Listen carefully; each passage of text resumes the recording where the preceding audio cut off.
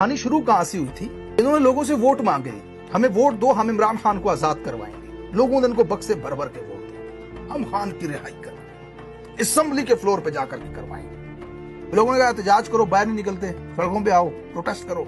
नहीं, असेंबली का फ्लोर जो है सबसे ज्यादा इफेक्टिव होता है, हम वहां करेंगे। वहां गए, नारे वारे लगाए, तस्वीरें उठाई। खान की रिहाई से बात शुरू हुई, फिर मैंडेट की वापसी पे बात गई। 80 नशिस्तें वापस लेंगे, खान को रिहा करवाएंगे, खान हमारी red line.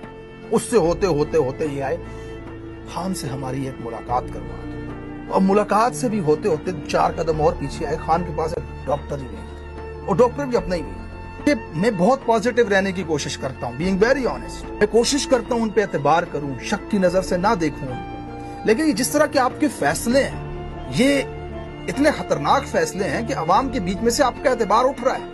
I'm not saying that कि आप कंप्रोमाइज हो, आप मिले हुए हो, आप 2 नंबर हो। नहीं, आपके फैसले